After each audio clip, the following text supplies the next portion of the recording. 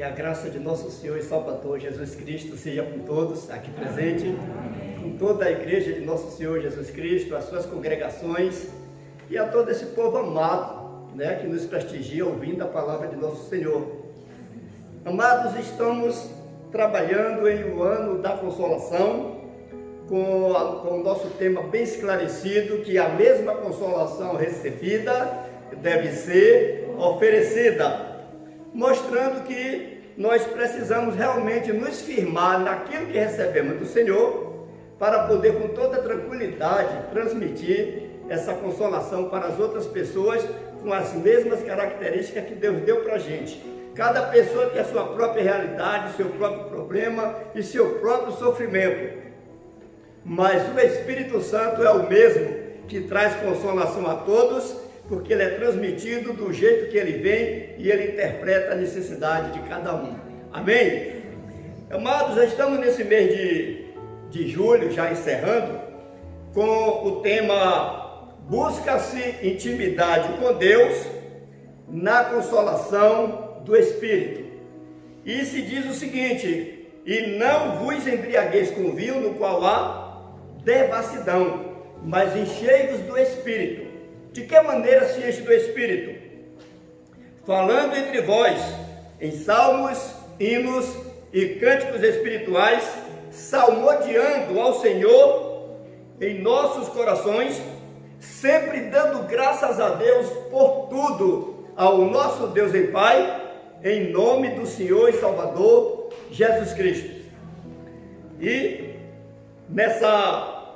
nessas palavras, nós encontramos que Jesus é a própria palavra de Deus, expressa na lei, expressa nos profetas e nos cânticos dos salmos, por refletirem a presença moral do Deus Espírito Consolador.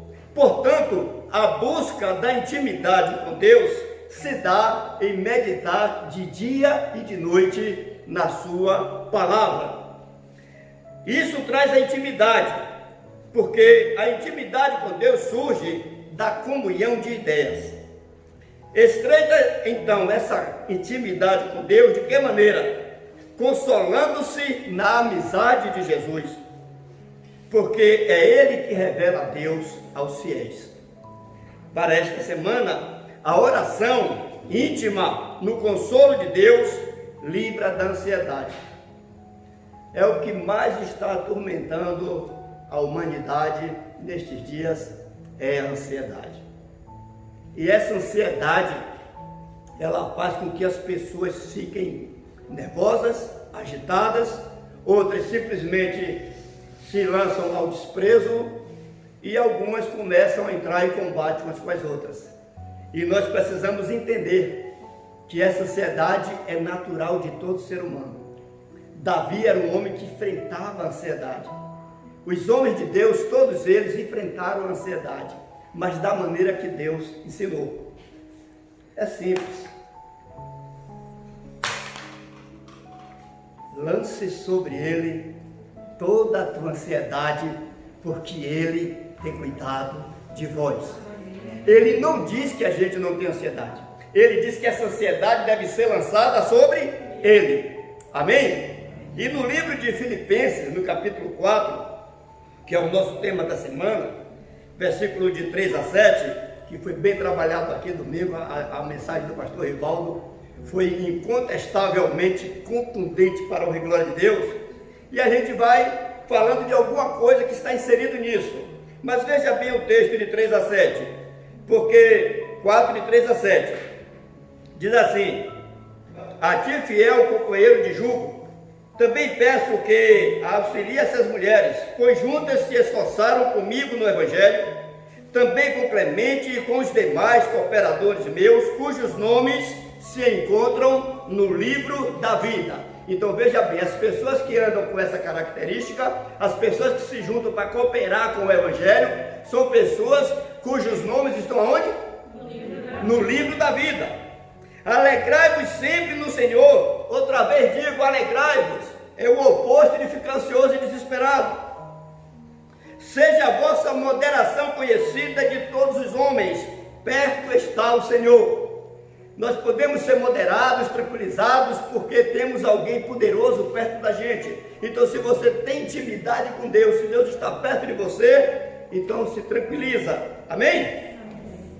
Perto está o Senhor. Não andeis ansiosos de coisa alguma. Em tudo, porém, sejam conhecidas diante de Deus as vossas petições pela oração e pela súplica com ações de graças.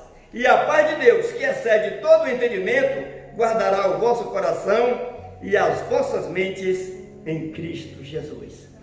Pai, nos dê prazer e satisfação de entender a Tua palavra como ela é exatamente. Em nome do Senhor Jesus, amém, amém.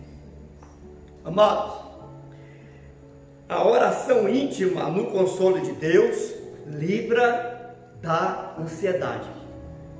E ela livra porque você desabafa com Deus plenamente tudo que você sente. Quantas vezes a gente está em um grande aperto e precisa de alguém para desabafar alguma coisa, às vezes nem precisa a pessoa lhe dizer nada. No seu próprio desabafo você vai descobrindo como sair daquela situação, não é mesmo? Então assim diz o nosso texto, tão importante quanto a comunicação na pureza da palavra consoladora, ou seja, se relacionar usando os ensinamentos da Bíblia, do Espírito Santo, se enchendo dos salmos, dos hinos, dessa maneira, para ter intimidade com Deus, assim também é a oração com ações de graças, é você orar já agradecendo a Deus por tudo, certo de que Deus o atende imediatamente. Quando você tem intimidade com Deus, na hora que você ora, leva quanto tempo para Deus te atender? Ele te atende imediatamente, por amor a quem se chega a Ele no mérito de Cristo, como Daniel, que foi trabalhado aqui pelo pastor Rivaldo. Cristão sereno, ou seja, cristão que não anda ansioso, especialmente na adolescência, que é o caso do nosso grupo aqui de Andaraí, é comum ser tranquilo, sereno para esse crente é coisa comum, porque ele tem intimidade no consolo de Deus. Ele ora sem cessar, falando a Deus de tudo da sua vida. Então quem acostumou a orar para Deus o tempo inteiro, que tem esse costume, vai andar sereno, porque na hora de seu lamento, de sua dor, de seu choro, ou de seus gritos, ou de suas moagens, essa pessoa simplesmente vai desabafar para Deus. Lázaro fez uma música dizendo, conta para Deus, né? Conta para Deus. Tem várias músicas dizendo, conta para Deus os teus problemas. Mas é verdade, conta para Ele. Porque só Deus pode mover céus e terras em favor de você. Amém? E para essa discussão, nós temos hoje a seguinte mensagem, o seguinte tema. Quem é íntimo sabe o que deve pedir para receber. Quem é íntimo de Deus sabe o que deve pedir para receber. Isso se encontra em 1 João, no capítulo 5, versículos de 12 a 15, mas a gente vai ler até o 16, por conta da referência de saber o que pedir. Nós que lemos a Bíblia bastante, já temos pregado aqui, que nós não sabemos pedir como convém. Nós já lemos isso? Nós não sabemos o que pedir como convém, mas sabemos o que pedir. Não sabemos como convém. Deu para entender a diferença? Nós queremos uma coisa, nós pedimos uma coisa, mas a maneira de pedir, como convém pedir, ou como convém entender essa coisa, a gente não entende. Então a gente vai ver aqui porque quem é íntimo sabe o que deve pedir para receber. Então, se você quer receber uma coisa, você precisa saber o que você está pedindo a Deus. Diz assim o texto, 1 João, capítulo 5, versículo de 12 a 16. Aquele que tem o Filho de Deus tem a vida. Aquele que não tem o Filho de Deus não tem a vida. Então essa pessoa não está com o nome no livro. Então essa pessoa não tem intimidade com Deus. Ok?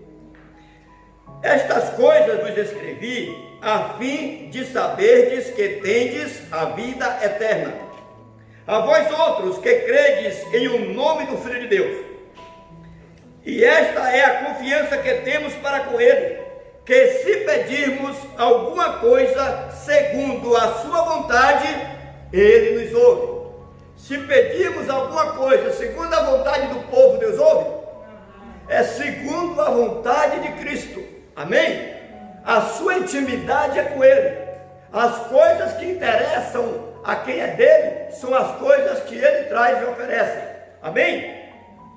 Então sabe que Ele ouve. E se sabemos que Ele nos ouve quanto ao que lhe pedimos, estamos certos de que obtemos os pedidos que lhe temos feito. Então, se sabe que Ele ouve tudo que você pediu, então você já sabe que recebeu o que Ele pediu. Eu fiz uma compra aí no site, aí nas casas americanas, e aí exigiram meu cartão de crédito, exigiram uma porção de coisa. Eu fiz aquela compra, aí colocaram assim: está aprovada a sua compra, já está entregue, já é seu, está pago, reconhecemos, aqui é a nota fiscal. Agora você vai chegar em suas mãos daqui a 28 dias. Ok? Então Deus te dá tudo que você pede, mas só vai chegar em tuas mãos de acordo com o texto dos recursos que está em volta de você, para que aquela coisa, quando chegar a você, não prejudique a ninguém.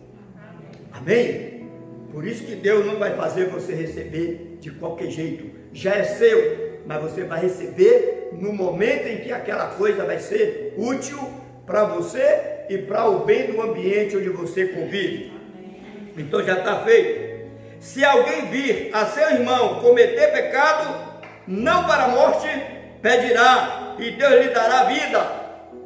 Aos que não pecam para a morte, Deus dará vida. Há pecado para a morte, e por esse não digo que rogue. Todavia, toda injustiça é pecado, e há pecado que não é para a morte. Então ele está dizendo: olha, quando o pecado é para a morte, eu não digo que ore. É muito forte aí no 16. Ele não diz que ele não recomenda que ore.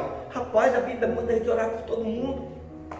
Não é para deixar de orar pelas pessoas. Você não vai orar mais por aquele objetivo daquela pessoa, porque aquela pessoa já conhece o Espírito Santo, aquela pessoa já conhece a palavra de Deus e sai para a idolatria. Então essa pessoa peca para a morte. Não adianta você orar pelo sucesso humano dessa pessoa. Não adianta você orar para que essa pessoa fique livre de qualquer mal. Ele está dizendo: não ore. E a palavra de Deus mostra isso bem claro lá no livro de 1 Samuel 16:1, se referindo a Saul. Ele não serve para dar testemunho de mim, porque ele diz que está comigo, diz que faz o que eu mando, e na mesma hora está ali na idolatria. Não serve. Vamos ver essa palavra do Senhor. Amém? 1 Samuel capítulo 16, versículo 1, diz assim: então disse o Senhor a Samuel: até quando terás dó de Saul, havendo-o eu rejeitado, para que não reine sobre Israel?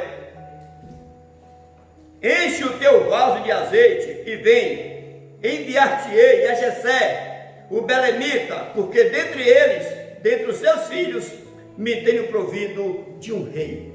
Ele disse: Samuel, pare de rogar por esse cara, porque eu já desisti dele para esse projeto. Não tem nada a ver com a salvação. Amém? Tem nada a ver com a salvação. Nesse caso aqui de Saul. Mas a gente vai ver outro caso que inclusive tem a ver com salvação, que é muito mais duro. O de Saul foi rejeitado para ser rei. Como quem já ouviu falar aí da história do nosso amado Jacó, o pai da fé. Jacó passou a vida toda trapaceando, enganando, fazendo coisas. Eu sou de Deus, eu quero bênção, eu sou de Deus, eu quero bênção. Aí Deus disse: bom, a solução para Jacó é ele ficar aleijado, perder a perna, que é para ele parar de estar passando por cima dos outros. Pronto, Jacó perdeu a perna, virou bênção. Então às vezes, irmãos, a gente pede uma coisa para Deus, deve saber o que está pedindo, deve ter consciência. A mulher diz: oh meu Deus, salva meu marido, ou o marido, salva minha esposa. Aí disse: olha, só pode salvar se eu botar um câncer nele, porque eu não vou salvar ele sem ele dizer: eu aceito o Senhor. Eu não vou salvar ele se ele não disser: eu sou teu servo. e eu não vou obrigar ninguém a ser salvo, como eu também não quero condenar ninguém. Então Deus escolhe as pessoas mediante aquela posição que a pessoa se coloca diante dele. Aí Deus diz, bom, Cândido só chega para mim se ficar cego. Acabou. Então, meu Deus, me cega logo. Porque é muito importante eu ficar cego agora, eu perder uma mão, um olho, um pé, como está escrito na Bíblia, do que eu ir com o corpo todo para o inferno. Aqui vai estar muito bem enquanto eu estiver, todo mundo achando que eu estou bem, mas as pessoas só estão bem quando elas estão dentro do nível de Cristo. Fora disso, é ilusão, com o corpo inteirinho. Amados, aí vem também o texto de Jeremias, no capítulo 7, 16 a 18, que já entra na área espiritual, pior do que a área de Saul, porque Saul foi rejeitado como rei, mas não foi rejeitado como servo de Deus. Amém? Diz assim, Jeremias 7, 16 e 18, tu, pois, não ores por este povo, nem levantes por ele clamor ou oração, nem me importunes, pois eu não te ouvirei. Não vês tu que eles andam fazendo nas cidades de Judá e nas ruas de Jerusalém? Os filhos apanham a lenha e os pais acendem o fogo e as mulheres amassam bolo de farinha para fazerem bolos à rainha do céu e oferecem libações a outros deuses a fim de me provocarem a ira. Então olha bem, não adianta você orar porque já está definido que não é meu. Isso aí a gente já acabou de saber aqui semana passada, o pastor falou isso. Se alguém já se definiu, ó Deus, eu quero o Senhor, mas eu quero isso aqui, que o Senhor já disse que não ama, então essa pessoa não tem mais nada a ver com Deus.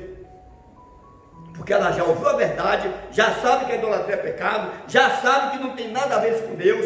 Foi isso que trouxe todo o mal para a humanidade, e a pessoa continua a dizer, então por esse não ore.